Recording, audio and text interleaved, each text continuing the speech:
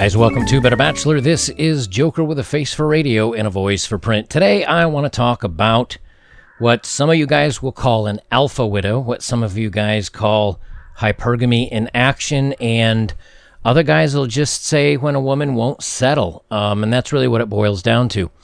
You know, in the previous videos, I've talked about how women won't necessarily...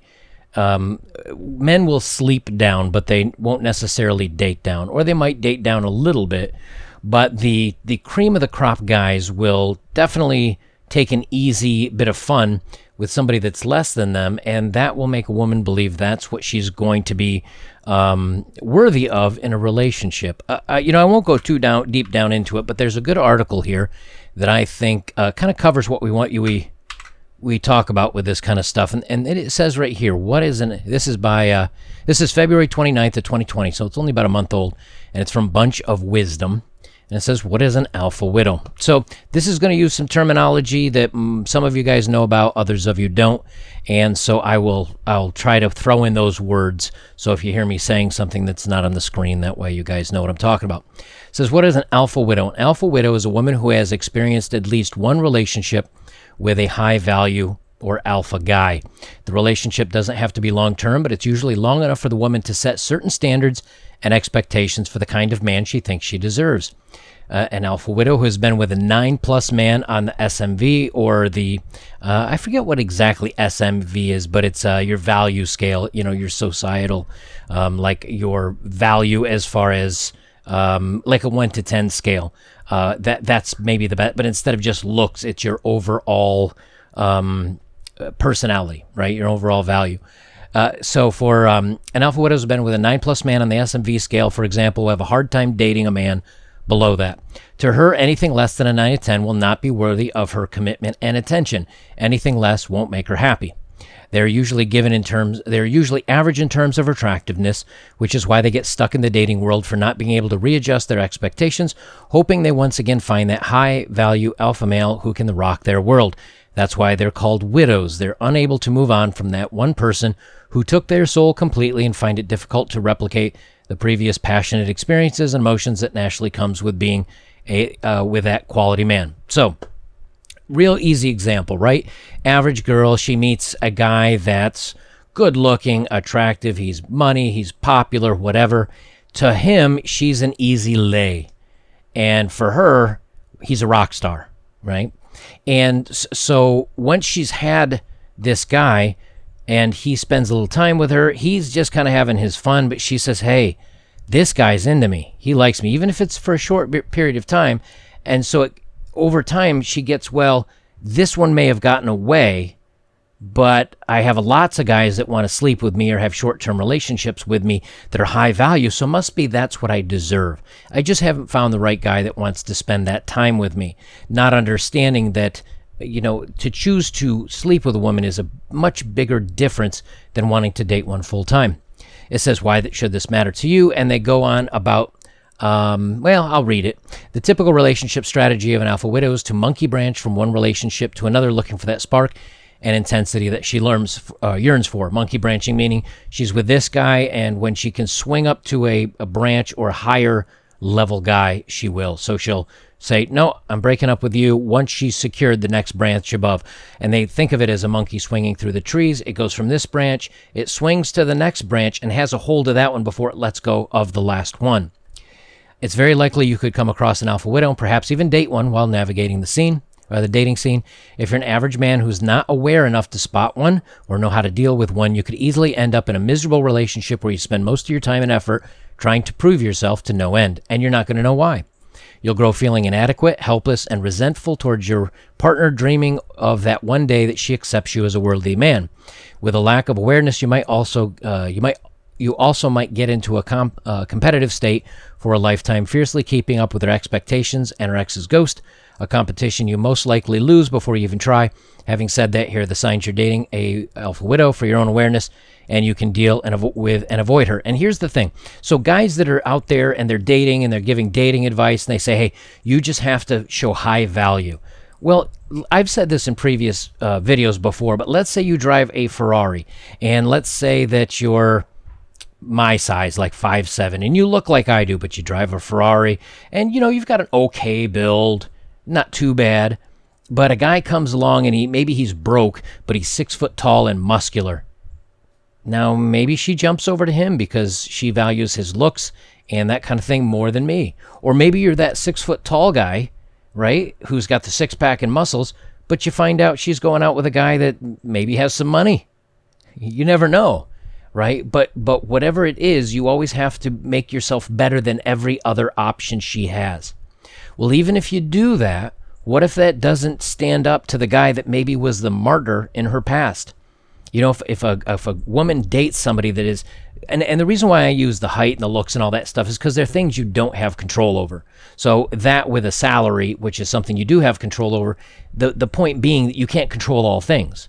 So you could be 6 foot tall and muscular and have a good job but the guy that she really wants, the one that once wined and dined her, slept with her, and then bounced, well, that guy might have been tall and handsome and a doctor and had a fancy car and had friends and was popular. And you're always trying to live up to her expectations of what he was. And she looks at you and says, well, you're not as good as he was. I mean, you're good, but you're not as good as he was. So you're second best until I think I can get a shot at that guy again, even though in reality she has no shot at dating that guy anymore. The 6 signs you're dealing with an alpha widow. She compares you to her ex repeatedly. That's an easy one. The other one is where she just doesn't compare you to an ex at all, but she says negative things about him, but she still keeps bringing him up. In other words, he comes up whether it's good or bad. They here only relate to good, but I'm telling you, it's with bad as well. She's never satisfied with you. You don't measure up. She'll go dissatisfied. You'll always know it. She'll constantly tell you that she's bored. She'll frequently criticize and berate you for the simplest things. She'll continue to disrespect you and crap test you on a regular basis, and she won't even necessarily know why she's behaving this way. Believe it or not, she's with you, and she might initially like you, but eventually she may come to resent you because she feels like you're all she can get and she deserves better, but she's not getting that attention. Somehow that makes her not happy with you. I don't know. She still keeps pics of and belongings of her ex. The old Facebook photos are still up. She may still keep them on phone. Here's one that I find that's interesting. Oftentimes she'll say she's still a friend with him. And, we're just friends, we broke up. But, he's still smart, or he's funny, or he's interesting, and we're going to be friends. And here's the key component of it. If you don't like it, that means you're just insecure and you can't handle it. And that's your problem, not my problem. So they keep the past around. And I'm not going to read down this because it's quite a long read. And, I want to try to put a shorter video together for you on this one. She goes to her ex when problems come up. And, I'll read here. Unless there's business involved, your girl shouldn't be talking to her ex. If she willingly makes the decision to engage with him for whatever reason, then this should be a clear sign that there's something wrong. She might not be as loyal as you'd like to think. They come up with the strangest excuses to talk to them. He knows how the car works and I can't fix it. He helped me with work before and I want some help. He bought X from Y before and I wanted to do the same. We used to work out together and I have a question about working out. He has a discount at the gym that I want to go to and I want to get a discount from him. He has a problem with his new girlfriend and he just wanted a girl to talk. I mean, the excuses are endless. But the point is, if she's over him, why would he still be in her life? Now, can they have genuine friends? I suppose, but that's a gamble at any point in time, right? She's always avoidant or frustrated in the bedroom with you. And they say sometimes if you're underperforming in bed, you'll just know.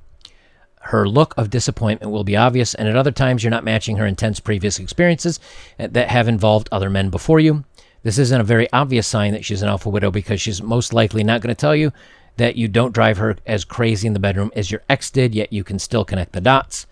They like to steer, women who steer clear from the bedroom on a regular basis tend to get very agitated and restless. While this as a sign alone may not identify her as an alpha widow, being frustrated in the bedroom will often give you hints that will help you get the bigger picture.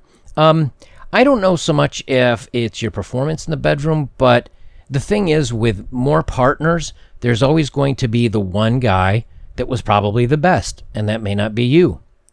As such, that's going to be somebody that she's going to say, compare you against. And this is one of the problems that when we talk about why dating is dead so much nowadays, is when it comes to finances, you're not competing against yourself or the average of society. You're competing against the best she ever had. When it comes to your personality, same thing. When it comes to your muscle mass, same thing. There's always somebody she dated that it was stronger, better, faster. He was an athlete, but you're not. And then there was the other guy that she dated, and he was really off, financially successful, and he was going to go somewhere someday. Well, she wants to find all of this in one package. That's the widow part of this. It's gone. She never will. But in every relationship that she has from here on out, she's going to compare every one of those factions to other men. And here's what makes it impossible. When you only have a couple of guys to compare against, it's easy to say, hey, this is the best guy I've ever dated. But can you imagine being, say, Joker in the bedroom, you're compared to Bob. In the finance world, you're compared to John. In the, popularity department, you're to Ray. And in the muscle and fitness, you're compared to Joe. All right, well, now you're competing against 5 different guys, and it's just you. You can't be the best in all of those. And if you are, you probably want better than her because she's an average woman. You'd be going out with the top of the top women. So, again, it becomes where she's comparing you to every experience she's ever had. And they may not be doing this consciously. She may not say, okay, I'm calling him. But there's going to be part of your relationship that frustrates her and isn't working out because there's part of you that's lacking to the best guy that she ever had in each department. And that's why, ultimately, they're widows. They can never find the one guy that'll fulfill everything for them. And you can never fulfill that for her. It says how to deal with an alpha widow. I'm not even going to read this. I'll tell you how to deal with it. Don't date him long term. Date him short term. And he even say here, if you're looking for a short-term relationship and your girl's treating your connection accordingly, then it might not be much of a problem for you to continue having her around. There you go. That's all there is. There is no long-term relationships. There is no commitment. It's always going to be a test for you, and it's one you're constantly going to fail. And even here at the bottom of this, they say, become better than the competition. The best way to avoid alpha widows altogether is by eliminating the competition. And the best way to eliminate the competition is by being the man every woman would like to have and every man would like to be. It's impossible. It's a complete joke. You're going to tell me at 5'7", bald, even if I, beef up and I got the guns going and I'm in great shape and my finances are great, you're going to tell me some dude that is maybe super attractive, 6'2" and muscle bound? She's not going to, if he texted me, no guy could be everything. And if you're that 6 tall, muscle bound, great guy, yeah, she'll have a fling with you. But if you want a long-term relationship with you, or if you want a long-term relationship with her, she might leave you for the guy that makes $500,000 a year, but looks like me. There's no winning this, you see. And back in the day when women had only dated one or a couple or even a few guys, you were only competing against those few guys. But when women are plowing through dozens of men or more by the time they finish with college, again, this may not be something that's in the front of their head, but you're competing with a dozen or 24 men in all these different departments. It's an unobtainable win. You can't win this. The best you can hope for is just to hang in there for a little while and enjoy the ride that you get. But there's no way you're ever going to, and I hate to say this, man. So I won't say it the way I was going to say it. Maybe I'll put it this way. The odds are highly stacked against you that you're going to be the winner in that competition, no matter who you are, unless you bring everything to the table. But remember, we're talking about the average woman that had a couple of alpha guys that she got to have some fun with. So you're not competing with other average guys. You're competing with alpha guys for the average girl. It's a whole lot of effort for a whole little reward. And ultimately, the thing is, we guys that go our own way or do our own thing or just casually date and move on our own paths, we're not the ones that are unhappy. Because we can have lots of casual relationships if we want to. We can have short-term flings. We have a little bit of fun. The ones that are really left out are the women that want to have a family, want to marry Mr. Perfect, want to have everything go great for them. And you know what? They can't. because hypergamy has ruined them. They're always comparing everything they ever find to that perfect 9 or 10 guy that maybe they spent a week or 2 or a month dating because he was using her, and then he moves on, and that's now her new bar. Just, it wrecks them. And if you get involved with one of them, they're going to take that heat out on you. Guys, if you want to support my work, links are below. If you have recently, thank you very much. I appreciate it. And the best way you can support me is like, comment, share, subscribe. Guys, I will leave it there. This is Better Bachelor. I'm joking. Remember, the more of a past they have, the more you're competing to be the best of that past and the best of every category with every man. You cannot win that.